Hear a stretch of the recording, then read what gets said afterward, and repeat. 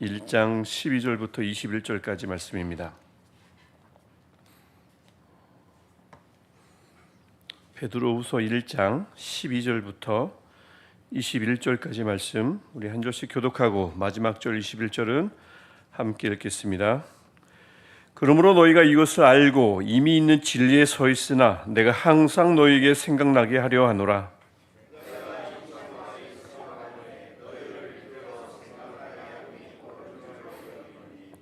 이는 우리 주 예수 그리스도께서 내게 지시하신 것 같이 나도 나의 장막을 벗어날 것이 임박한 줄을 알미라.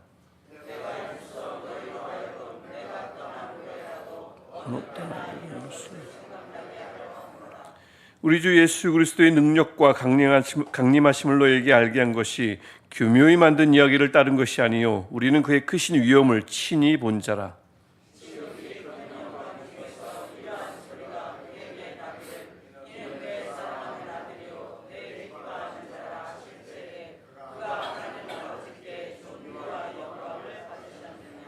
이 소리는 우리가 그와 함께 거룩한 산에 있을 때에 하늘로부터 난 것을 들은 것이라.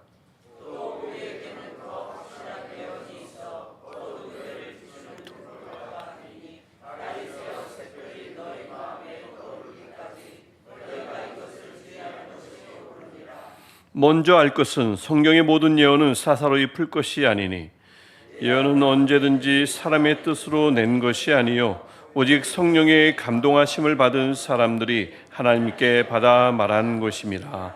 아멘. 우리 어제 함께 본 베드로후서 1장 2절의 말씀에 하나님과 우리 주 예수를 알므로 은혜와 평강이 너에게 더욱 많을지어다. 이 말씀이 있었습니다. 오늘도 우리가 하나님께서 우리에게 또 다양한 환경을 허락하여 주시고 이 시간을 포함해서 말이죠. 그래서 하나님과 예수님을 조금씩 알아감으로써 다양한 환경을 통해서요. 알아감으로써 이 말씀 우리 2절이 약속하는 말씀처럼 하나님만이 주실 수 있는 은혜, 하나님만이 주시는 평강, 우리 찬양 고백에도 있었지만 평강이 더욱 풍성해지기를 주님의 이름으로 축복합니다. 오늘도 당연히 우리가 하나님을 좀 더 알아가는 시간이겠고요. 기도를 통해서, 대화를 통해서, 만남을 통해서, 또 말씀을 들음을 통해서 조금 더 하나님을 알아갈 때에 그분이 주시는 은혜, 그분이 주시는 평강이 꼭 우리 모두에게, 또 우리가 만나는 누군가에게 꼭 전달되면 좋겠습니다. 어제 우리 같이 베드로후서 말씀 우리 김건모 목사님이 말씀해 주셨듯이 이 본문은 베드로가 그 옛날 좌충우돌 하면서 물속에 빠지기도 하고 3번 부인하기도 하고요. 또 나중에 성령 받아서 성전 미문에서 내게 가진 것은 없지만 있는 것 예수 그리스도로 일어나 걸으라라고 했던 사도행전 3장에서요. 그랬던 베드로가 이제 일생을 거의 다 마치고 죽음에 임박한 것을 예감을 했습니다. 베드로가 이제 그 베드로가 그런 이제 연로해진 베드로옹이죠.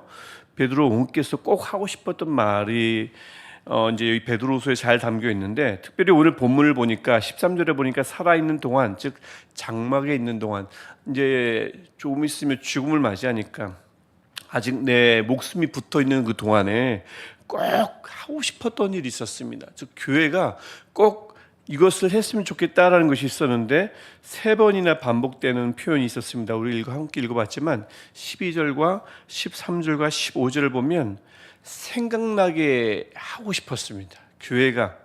그것도 12절과 15절 보면 12절 항상 생각나게 하고 싶었고요. 15절 보니까 어느 때나 생각나게 하고 싶었어요.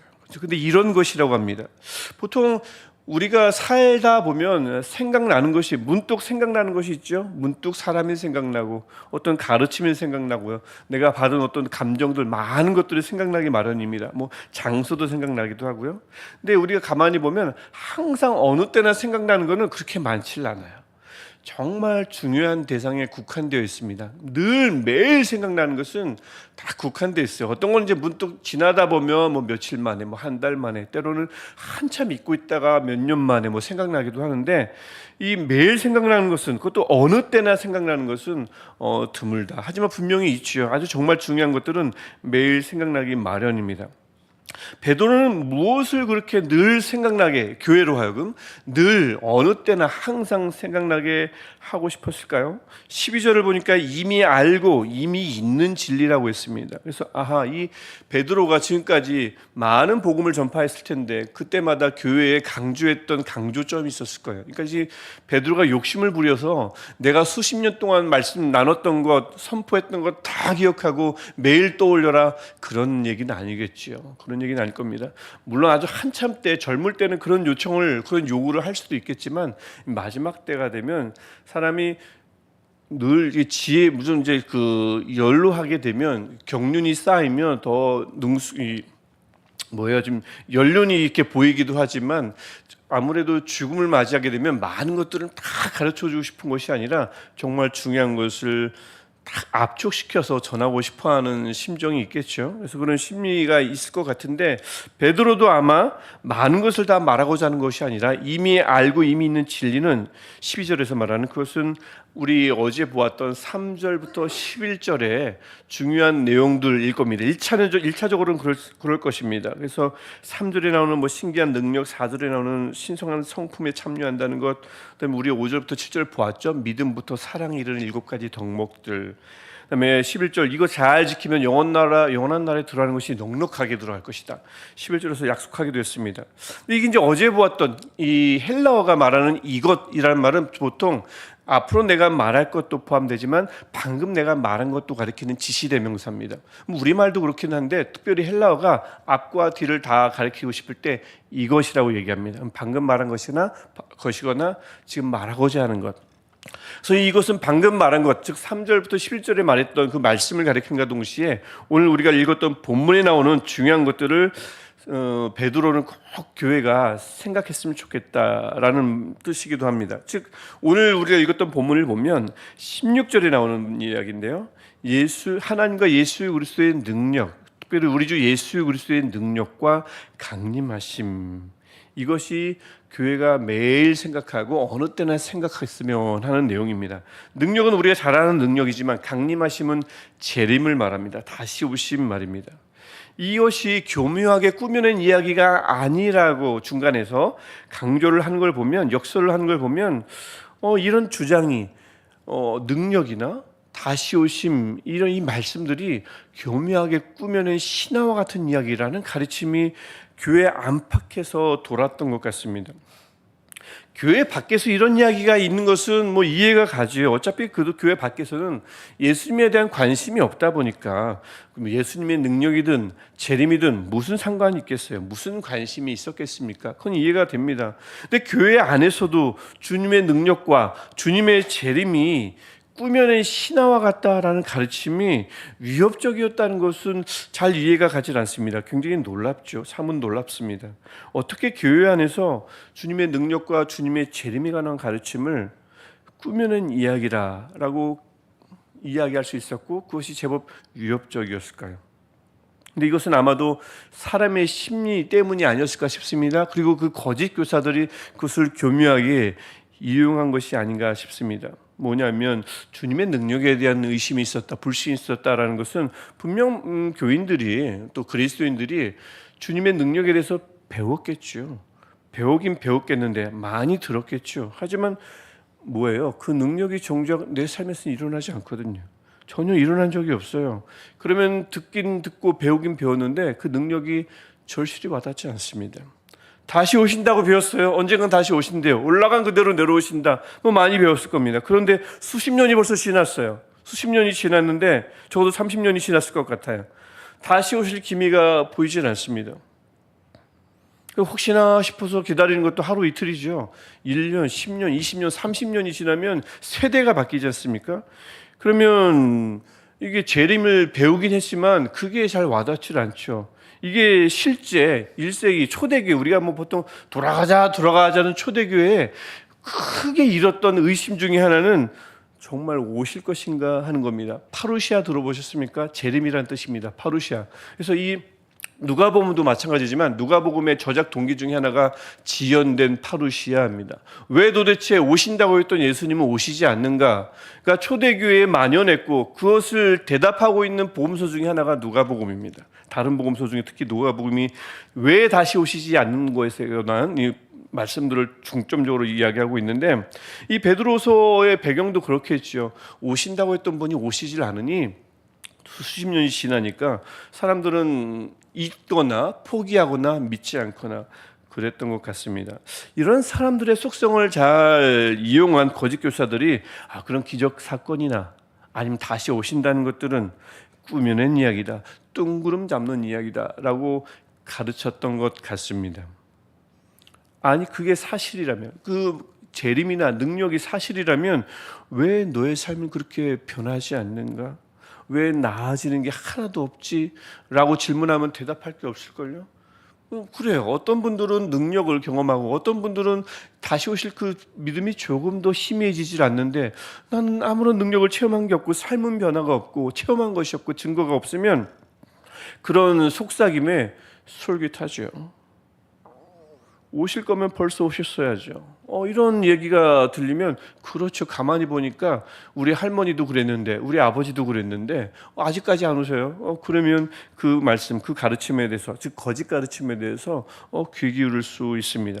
이게 지금 같으면 많은 가르침이 있고 벌써 이 성경에 관한 많은 가르침들이 이미 축적돼 있어서, 뭐 지금도 이단이 있긴 합니다만 그때는 아직 초대교회 당시입니다. 뭐 어디 누르면 정보가 튀어나오고 성경 보고 싶으면 얼른 볼 수 있는 그런 시대가 아닙니다. 제가 이전 그 시내가 푸른나무 교회에서도 한 번 언급한 적이 있는데, 어느 한 사람이 남자인데 그 남자가 보통 이제 기록에 남으니까 남자가 이사야서를 한번 읽고 싶었어요. 1세기에 이사야서를. 근데 읽을 방법이 없습니다. 책이 없으니까요. 그래서 그걸 찾아 돌아다니는데 이사야서를 딱 만났는데 6개월이 걸렸다는 기록이 있습니다. 그런 시대예요. 책 한번 보려면 6개월이 걸리는 거예요. 어디 있는지를 모르는 거예요. 그것도 두루마리에 기록돼 있으면 한 장, 예수님 그 복음서도 있지만 61장을 읽기 위해서 한 제자가 이만한 걸 들고 오잖아요. 61장 한번 읽어보려고. 그런 시대입니다. 이사야서 전체를 읽으려면 이걸 찾을 수가 없는 거예요. 그런 시대인 거죠. 그러니까 우리는 지금 예수님의 재림, 능력에 대해서 뭐 많은 간증도 듣게 되고 또 많은 가르침도 있고 벌써 막 하는 깊은 이야기들이 이미 다 회자되어 있는 상태지만 1세기는 그런 시대가 아닙니다. 무엇 하나 굉장히 중요하고, 요만한 종이 쪽지에 담긴 메모 하나도 교회가 막 필사해서 돌려봐야 될 만큼 그런 귀한 시대였단 말이죠. 그러다 보니까 작은 가르침 하나가 큰 영향력을 줄 수 있는 시대입니다. 그러다 보니 다시 오실까, 과연 능력이 과연 있으신가, 그냥 우리 이성적으로 그분이 계시다는 걸 그냥 믿고 이 생을 마감하면 되는 것 아닌가? 실제 이런 가르침도 많이 있었고요. 이런 가르침들이 아마도 교회에 좀 회자됐던 모양입니다.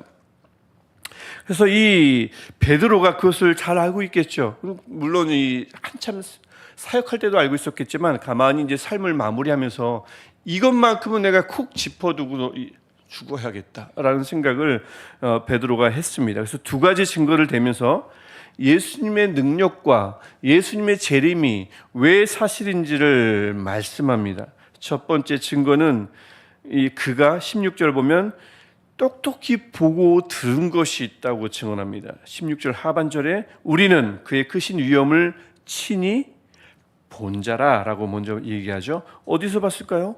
변화산에서 봤죠. 마태복음 17장, 마가복음, 누가복음 9장에 나와 있는 변화산 사건에서 본 것입니다. 그래서 우리가 본 것이 있다라고 얘기하고 또 들은 것이 있다고 얘기합니다. 17절입니다. 이는 내 사랑하는 아들이요 내 기뻐하는 자라. 이거 하늘로부터 하늘이 열리고 예수님도 같이 들었던 그때 그 말씀이잖아요. 그래서 이것을 이들이 보았다. 베드로가 그 당시 그 현장에 있었으니까. 그래서 이 사건이 단순한 변모 사건이 아니었습니다. 예수님의 신성을 하나님이 증언하신 사건이거든요. 그래서 그 17절 하반절을 보면 베드로도 이렇게 고백하는 것을 볼 수가 있습니다. 그가 하나님 아버지께 존귀와 영광을 받으셨느니라 라고 증언합니다. 그냥 단순 음성을 듣고 내 아들이라는 정체성을 받는 그 사건은 아버지로부터 신적인 존귀와 신적인 영광을 받으셨던 그런 사건이라고 베드로가 증언하고 있습니다. 우리가 보았고 우리가 들었다. 첫 번째 이것으로 증언하면서 예수님은 능력이 많으시며 예수님은 다시 오실 분이시다는 것을 일단 증언하고요. 또 다른 증언은 뭐냐면 주의 능력과 주의 재림에 대한 증거. 또 다른 증거는 기록된 말씀이라고 19절부터 21절에서 이야기합니다. 특별히 19절을 보면 말씀은 어둠을 밝히는 등불이라고 말씀합니다. 그래서 이 등불의 말씀에 주의하라 라고 되어 있는데 주목하라, 집중하라입니다. 거짓 가르침에 집중하거나 귀 기울이지 말고 우리에게 이미 주어진 기록된 말씀이 이 베드로후서가 기록될 즈음 되면 사도 바울 서신이 벌써 제법 기록되어 있었고요. 아주 여러 이론이 있지만 그 이론 대세를 따른다면 마가복음은 적어도 기록될 시기입니다. 그래서 이 기록된 말씀, 물론 구약은 이미 많이 대부분 상당수의 구약이 기록되어 있었고요. 그래서 이 말씀 기록된 말씀이 두 번째 또 특별히 더 명확한 증거가 된다고 이야기하고 있습니다. 그러니까 들은 말씀도 증거가 되지만 듣고 보고 전한 것도 증거가 되지만 뻔히 기록된 말씀, 이것이 두 번째 확실한 증거가 되니 그것에 귀 기울이라고, 주목하라고 베드로가 이야기합니다. 언제까지 주목할까요? 샛별이 너희 마음에 떠오르기까지. 이것은 뭐 새벽 내내라는 뜻이 아니라 샛별은 예수님을 말씀하시고요. 떠오르기까지는 다시 오시기까지입니다. 그래서 샛별, 주님이 다시 오실 때까지 이 말씀을 꼭 붙들고 이 말씀을 주목하라라고 이야기합니다. 왜요? 이 말씀은 20절이 말하듯 개인이 이렇게 저렇게 풀이해가지고 지어낸 이야기가 아니고요. 21절, 하나님이 특별한 사람들에게 성령을 먼저 감동을 주시고 그 다음에 그들로 하여금 받아서 말하게, 즉 그들로 하여금 받아서 증언하게 하신 것이 성경의 예언이라고 말씀하고 있습니다. 근데 이 말씀을 우리가 뒤적거리다 보면, 또 배우다 보면 이곳저곳에서 주의 재림을 증언하고 있잖아요. 분명히 다시 오실 것이 확실하지 않습니까? 그러다 보니 꾸며낸 이 얘기가 아님을 이렇게 베드로가 두 번째 증거로 말하고 있습니다. 그래서 하나님과 예수 그리스도, 특별히 예수 그리스도의 능력과 다시 오심은 진리임을 베드로가 우리가 보고 들었기 때문에, 또 우리에게 주어진 말씀이 있기 때문에 이것은 확실하다고 연로하신 베드로님께서 말씀하고 있는 거죠. 그래서 항상 어느 때나 이것을 기억하고 떠올리자고 교회에 이야기하고 있습니다. 아까도 제가 서두에 말씀드렸지만 우리가 문득 떠오르는 것은 제법 많아요. 잊고 있었던 친구가 갑자기 떠오르기도 하고, 잊고 있었던 업무가 갑자기 떠오르기도 하고, 중요한 업무지만 좀 잊을 때가 있죠. 근데 매일 떠오르는 것, 어느 때나 떠오르는 것은 무엇입니까? 요즘 말이죠. 아마 그것은 나의 지금 내가 지금 가지고 있는 최대 관심사일 겁니다. 여기저기 아픈 분들은 누가 뭐 쿡쿡 찌르지 않아도 여기저기 아픈 분들은 늘 그것과 싸워야 하니까 머릿속에서 좀 나았으면 좋겠다, 안 아팠으면 좋겠다는 생각이 늘 머릿속에서 지워지질 않을 거예요. 어느 때나 항상 떠오르는 것은 회복일 겁니다. 또 뭔가 준비하고 있다면, 내가 준비를 하든 우리 자녀가 준비하든 뭔가 어떤 길을 걸어가고 있다면 나든 우리 자녀든 내가 알고 있는 사람이든 꼭 일을 해냈으면 좋겠다는 마음이 늘 어느 때나 항상 떠오르겠죠. 생각나겠죠. 학업이나 사업을 하고 있어요. 좋은 성과를 얻는 것, 좋은 결과를 얻는 것, 이것이 어느 때나 생각나는 것일 수 있죠. 이런 실질적인 갈망, 실질적인 염원, 최대 관심사, 지금 최대 관심사, 현재, 이거 절대 무시 못합니다. 분명히 그렇죠. 이런 생각들은 물론 베드로처럼 삶의 막바지에 도달하게 되면 우리가 막 조바심 내고 노심초사하며 잡으려고 했던 것들, 인생의 거의 막바지에 다 가서 되돌아보면 아이고 참 부질없었다. 나중에 그렇게 분명히 할 거예요. 막 아웅다웅 다투고 붙잡으려 했던 것들 되돌아보면 죽음이 바로 임박해 있는데 얼마나 부질없겠어요. 하지만 지금은 아직 그런 시간이 임박해 있지 않은 상황이라면 지금은 아픈데요. 지금 준비하고 있는데요. 지금 열심히 뭔가를 열심내고 있는데요. 근데 이게 우리 일상인데 어떻게 이것을 우리가 머릿속에서 지울 수 있겠어요? 저는 그것을 억지로 지우려고 하는 것이 오히려 부작용을 일으킨다. 또 스스로를 더 가두고 스스로 괜히 짓누르고 스스로의 자존감을 더 낮추게 되는 그런 일이 아닌가 싶습니다. 저는 그냥 내버려뒀으면 좋겠습니다. 지금 아픈데 나아야죠. 지금 준비하고 있는데 해야죠. 지금 사업하고 있는데 잘 돼야죠. 시작했는데도 잘 돼야죠. 맞습니다.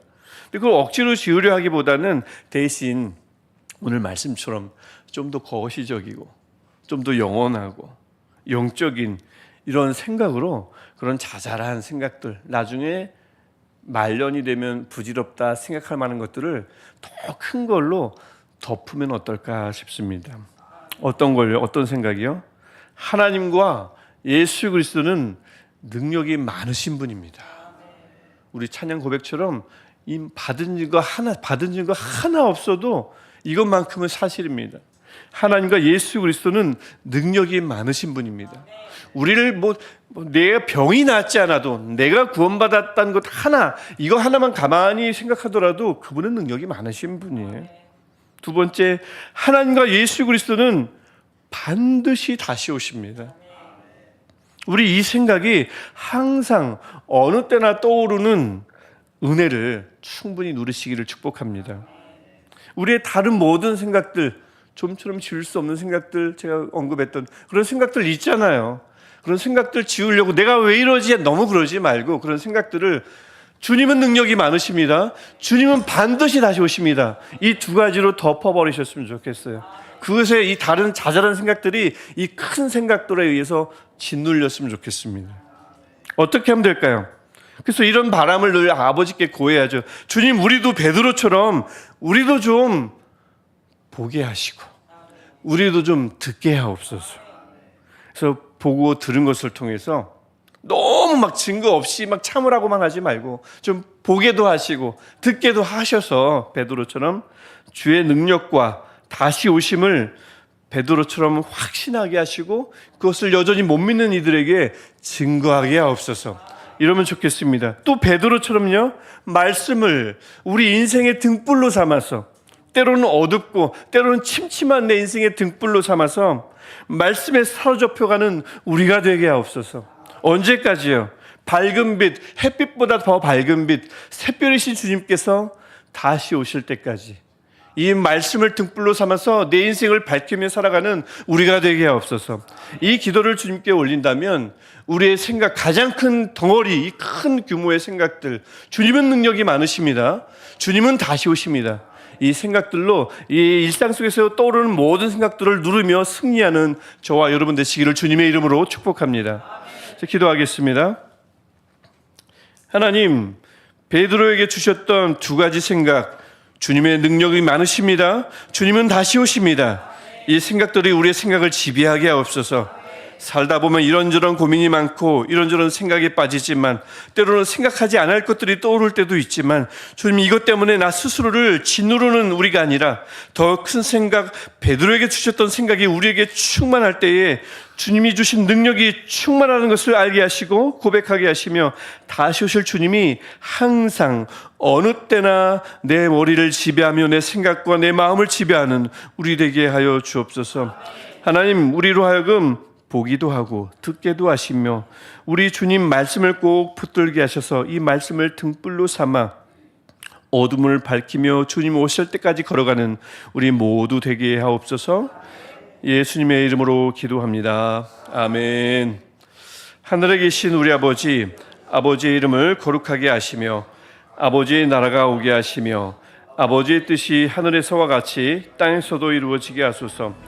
오늘 우리에게 일용할 양식을 주시고 우리가 우리에게 잘못한 사람을 용서하여 준 것 같이 우리 죄를 용서하여 주시고 우리를 시험에 빠지지 않게 하시고 악에서 구하소서.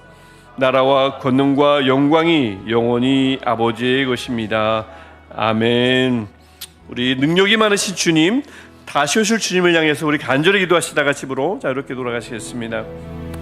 할렐루야. 주님 감사합니다. 하나님, 내